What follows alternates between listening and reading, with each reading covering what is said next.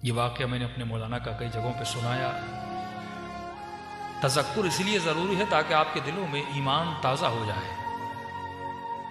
एक मर्तबा हम अपनी खुशियों में अहले बैत को याद करते हैं, मजलिसों में आते हैं, अहले बैत को याद करते हैं, लेकिन एक मर्तबा अपने शदाइद में, अपने मसाइब में अहले बैत को याद करते हैं। ये वो घड़ी होती है कि खुदा देखना चाहता है ये बंदा इस मुसीबत में याद किसको करता है। मौलाना साहब कहते हैं मुझे एजेंसीज ने पकड़ लिया, किसी और कंट्रीज की एजेंसीज थी। 65 दिन मुझे काल कोठड़ी में रखा, बेगुनाह था। तो मेरे हाथों को बांध लिया, मेरे पांवों को बांध के मुझे सीधा लिटाया जाता था, और जो मेरे पांवों के तलवे हैं वहां बहुत शिद्दत से मुझे मारा जाता था। का क़िबला बस शिद्दत इतनी है, आपको बता दूं कि इतना शिद्दत से मारते थे, मेरे पांव सूज जाते थे, मेरे नाखून वहां से निकल आते थे। लेकिन जब चोट लगती थी और शदीद तकलीफ होती थी तो मेरी जबान से एक जुमला जारी होता था, या ज़हरा। मैं बीबी को बुलाता था। फिर मारने के बाद 3-3 घंटे मुझे इसी तरह इस हालत में छोड़ देते थे। कहते मौलाना अल्लाह गवाह है, जब उस शिद्दत में बीबी को पुकारता था, ये लोग बाहर चले जाते थे, या ज़हरा कहता था, मेरे दोनों हाथों की कड़ियां खुल जाती थी। जब तक वो वापस आए मैं बैठ के थोड़ा आराम करता था, फिर आते थे, फिर मैं कड़ियों में अपने हाथों को डाल देता था। कहा कि काफी दिन गुजर गए, बीबी को पुकारता रहा, लेकिन कोई फर्ज नहीं हुआ। का अय्याम फातिमिया करीब थे और 3 दिन बाकी थे बीबी की शहादत में।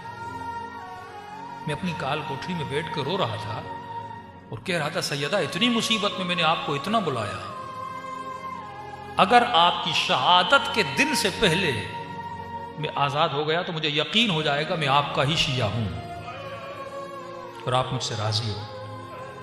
लेकिन बीबी अगर इस दिनों के बाद गुजर गए और आजाद न हुआ, बस मैं समझूंगा कि मुझ में काबिलियत नहीं थी, आप मुझसे राजी नहीं हो। कहता रो रो के मुझे नींद आ गई।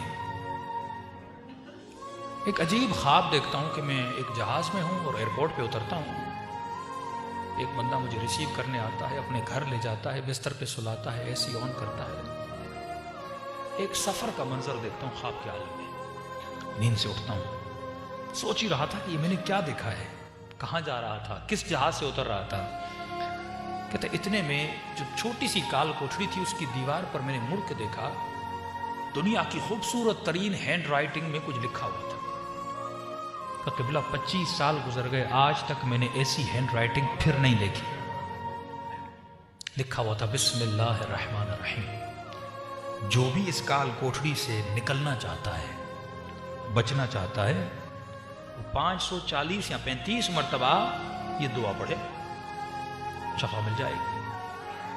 मैंने कहा दुआ क्या थी? क़िबला लिखा हुआ था, अल्लाहुम्मा इन्नी असअलुका बिहक़्क़ि फ़ातिमता व अबूहा व बालुहा व बनूहा व सिर्रिल मुस्तौदअ फ़ीहा बिअदद मा हाता बिही। का मैंने तस्बीह उठाई और मैंने 540 या 35 मरतबा पढ़ा। बस पढ़ना था, 1 घंटे के बाद दरवाजे पे दस्तक हुई, मेरा नाम लिया और कहा कि आपको आजाद कर दिया गया है। और मुझे लेटर दिया, माजरत खाई की, हमने बेजुर्म आपको पकड़ा था, आप आजाद हो। जैसे आजाद हुआ फौरन घर गया, शहर में ऐलान किया कि 3 दिन में सैयदा की मजलिस करवाऊंगा। मैंने घर के दरवाजे के ऊपर बैनर लगाया, ये मजलिस वो करवा रहा है जिसे सैयदा ने आजाद करवाया है। का ये ताबीर तो हो गई। का मौलाना मैं कराची आया, किसी जानने वाले ने अफ्रीका से फोन किया, का माह मुबारक में आपको हम अफ्रीका बुलाना चाहते हैं, ये आपका टिकट है, ये पैसे हैं, 2 दिन के बाद आपकी फ्लाइट है। का मैं जहाज में चढ़ा। अब जब अफ्रीका के एयरपोर्ट पे उतरा, मैंने कहा ये तो वही एयरपोर्ट है जो ख्वाब में सैयदा ने दिखाया था, ये तो वही शख्स है जिसको मैंने ख्वाब में देखा था। का घर उसका था पर उसको बता मैं रहा था कि तेरे कमरे में ये चीजें हैं। का आज 25 साल हो गए, सैयदा ने वहां से उठाकर मुझे यहां भेजा था। ऐसे ऐसे छोटे छोटे गांव जहां पे तसव्वुर भी नहीं था कोई अहले बैत का नाम लेगा। लेकिन आज अफ्रीका में आप जाओगे, छोटे छोटे गांव जहां पे हेलीकॉप्टर से लोग वहां जाते हैं, 25 लोग हैं, इमाम बारगाह बना हुआ है, और वो अफ्रीका के लोग जनाब सैयदा का मातम कर रहे हैं। जब तुम मुसीबतों में उनको बुलाते हो, वो कहां से कहां उठाकर तुझे भेजते हैं कि जाओ। अगर तुम मुसीबत में, ये तुम में बर्दाश्त थी, ये कुव्वत बर्दाश्त की थी कि तुमने सैयदा को याद किया, अहले बैत को याद किया, अब हम तुम्हें एक ड्यूटी सौंपते हैं कि जा हमारे दीन और मजहब का मुबल्लिग बन। तो मेरे अजीज, सिर्फ खुशियों में नहीं, फरमाया शियातुना खुलिकू, हमारे शियों को हमारी बची हुई मिट्टी से बनाया गया। व उजिनु बिमाए मुहब्बतिना, और इनकी मिट्टी को गूंदा गया हमारी मोहब्बत के पानी से। यानी इस वजूद के रग रग में अहले बैत की मोहब्बत है, लेकिन ये मोहब्बत प्रैक्टिकली नजर भी आनी चाहिए।